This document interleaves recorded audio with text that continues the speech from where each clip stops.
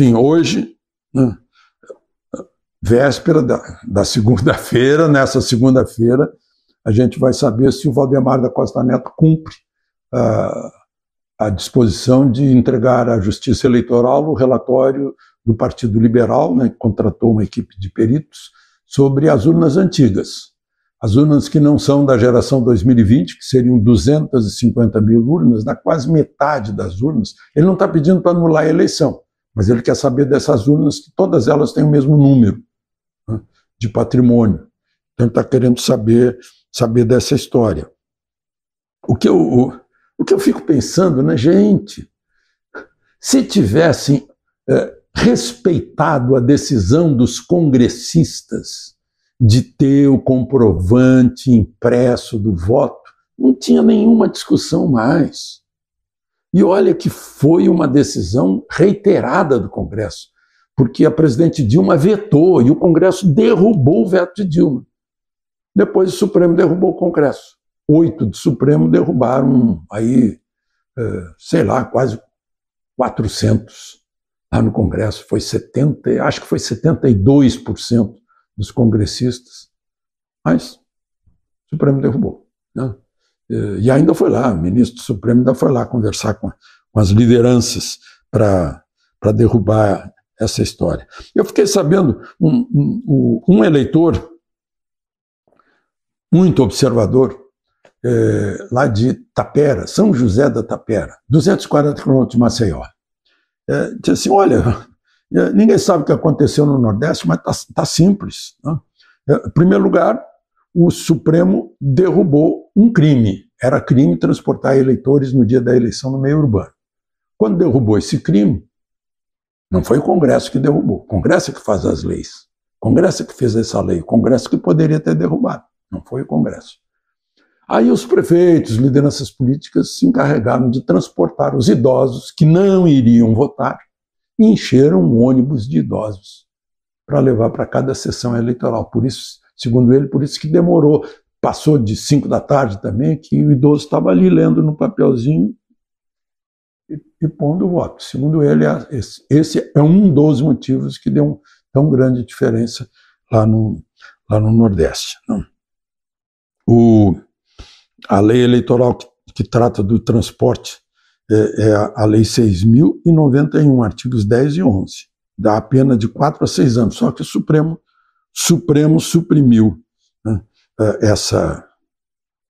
Ele me fala também que a gente nem sabe que funciona, o prefeito e lideranças cheias de poder é que conduzem voto em muitos lugares por lá.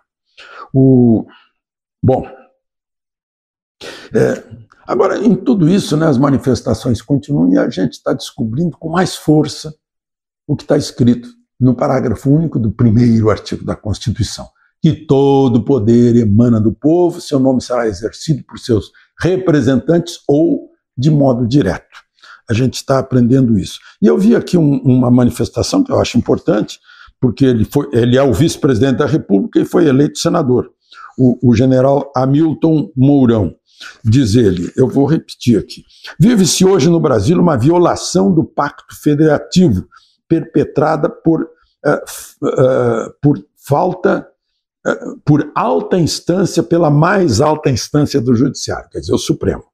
Ações inconstitucionais e ilegítimas são adotadas de maneira autocrática, atacando a autonomia federativa, confundem erroneamente ordens direcionadas às ações das PMs e DETRANs, violando o Pacto Federativo, situação que materializa um estado de exceção em vigor, fruto da extrapolação do Estado de Direito. É um diagnóstico grave esse, né? É o Supremo passando por cima do governador para mandar na PM e nos DETRANs, né? A questão aí dos movimentos que a gente está vendo por todo o país, né? O ministro Moraes, inclusive, está punindo empresas que ele acha que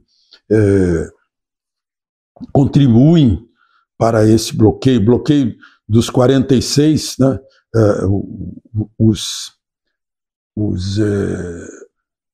juristas estão dizendo que é ilegal, né? Por exemplo, bloquear a Rodobens, que é um sistema de leasing, né? Ou seja, eles não são donos dos carros, os carros estão arrendados do sistema de leasing. O jurista Fábio Tavares Sobreira, né, disse que a urgência do bloqueio das contas foi justificada por Moraes, dizendo que é diante da possibilidade de utilização de recursos para financiar atos antidemocráticos. Ele disse, olha, não existe isso de punir ante a possibilidade. É aquele filme de ficção, né, em que investiga se o sujeito pode matar alguém lá no futuro. Então, ele já agem antes, né? Além disso, atos antidemocráticos. O jurista pergunta quem é que decide se um ato é democrático ou é antidemocrático, né? Sendo que a gente sabe que a Lei 1497 de 2021, que veio depois que a Lei de Segurança Nacional foi abolida, diz que não constitui crime a manifestação crítica aos poderes constitucionais por meio de passeatas, reuniões, greves e aglomerações. Bom, eu queria registrar aqui, eu ouvi inteirinho Paulo Guedes falando, sensacional, né? E ele reclama muito do excesso de narrativas de mentiras. Ele disse, vamos trabalhar, vamos parar de contar lorota, vamos trabalhar, né?